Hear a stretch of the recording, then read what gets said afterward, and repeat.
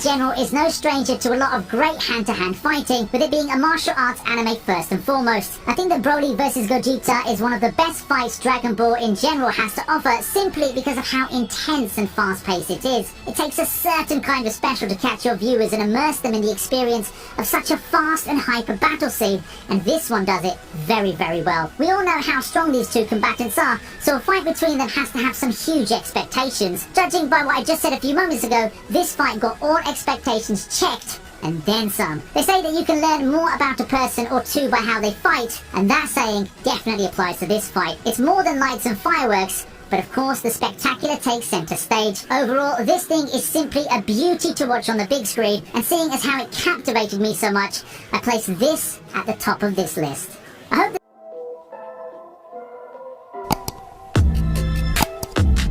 something that's flown under the radar for so long, Hitori no Shita sure finds no shortage of amazing fight sequences. This time we'll take a look at the fight between Zoog and puppets. You gotta give kudos to the animators behind this anime project as a whole. This rooftop fight is really a joy to watch, mainly because of the smooth animation, the various camera cuts, and the sheer effort made in sequencing and choreography. The puppets chase Zoog one after another, and you can really get caught in the pacing and how swift everything is. If you're up for some smooth and slick fighting scenes, Hitori no Shita is an anime that you should really check out. Unfortunately, we don't have an English translated version of it just yet, so you'll have to wait for a while. But this definitely is a series I'll be keeping an eye on for more amazing fights and animation sequences.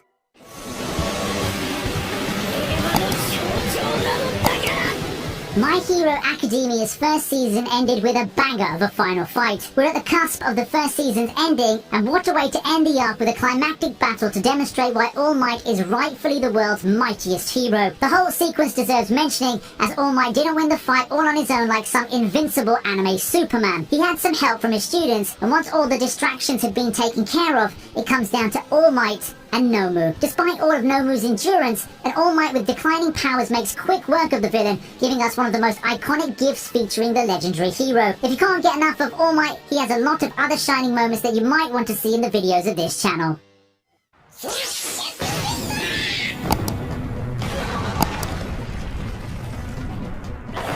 For our fourth place battle on the list, we have Luffy vs Blueno. A memorable battle often comes with a memorable reveal, and I think that Luffy showing off Gear Second in his fight against Blueno makes one of the more epic scenes in the first 300 or so episodes of One Piece. The fight itself isn't too shabby, and I think that both fighters learn a thing or two following their skirmish at Water 7. It's more so for Luffy, who finds a way to break through his Dekai and manages to fight him on even terms with Soru. Then comes the grand finale, which is the reveal of Gear Second, a sign of things to come in the story with Luffy's abilities. There's also the nifty detail about Gear Third foreshadowing in this battle. It's something that you'll come back to and catch once you've gotten to the latter storylines.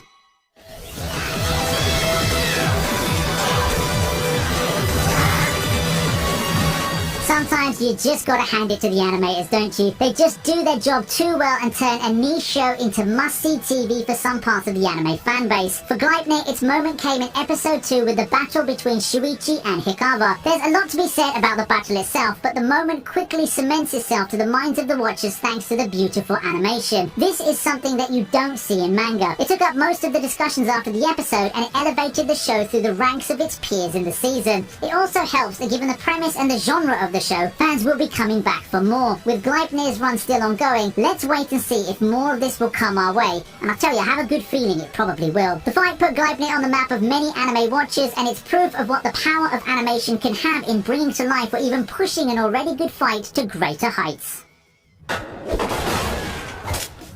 Sixth on the list is another moment from the Cowboy Bebop movie. Wow, this movie sure has its fair share of nice hand-to-hand combat, doesn't it? From the same movie that brought us Spike versus Vincent, we get Spike versus Elektra. Spike's infiltration mission is off to a rough start as he immediately comes face-to-face with Elektra. Running into a woman who engages you in battle that quickly is tough for our hero, but it does make for some nice visuals for us viewers. The two go at it with everything in their disposal, which includes punches, kicks, and whatever props they can get their hands on. This is certainly an inferior fight compared to Spike versus Vincent, one we see later on in the film, which I featured in a previous list, by the way. Nevertheless, the short scuffle does give us an ample appetizer to the fights that are yet to come in the very same movie.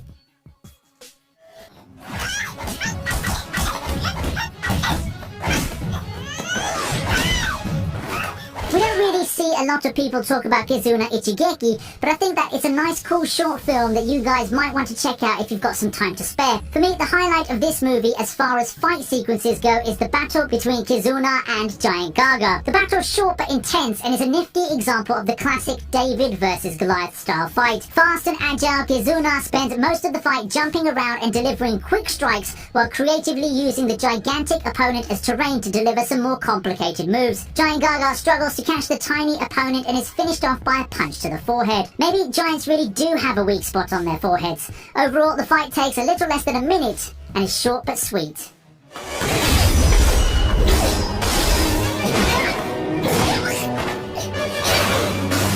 In the 8th spot we have Edward Elric versus Greed. Now the question is, which Edward versus Greed fight? Well, the one from the original FMA. A lot of people sing Brotherhood's praises, but I think that the original FMA had its shining moments too. One such moment is the fight between Edward and Greed in episode 24. It seems to be one of the great underdog fights in FMA. Edward spends most of the start of this fight getting his ass kicked thanks to the sudden transformation of his opponent and the fast attacks in which the latter came upon him with. The eventual comeback does begin when Edward forces a fist-to-fist deadlock and he finishes the battle with a good old stab through the chest. Not many remember the original FMA compared to Brotherhood, but this fight's really something to remember it by. Truly one of the best fights and moments in that series.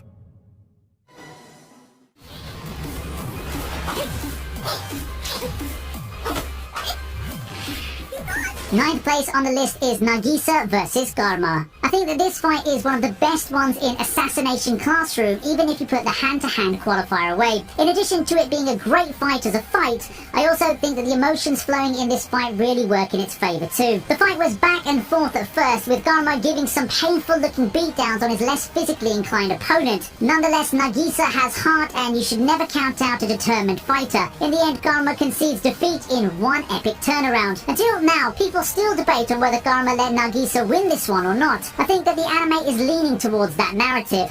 Then again, Garma is the better one in terms of actual fighting, but there's no way that another fight between the two would be that easy to call. Guns.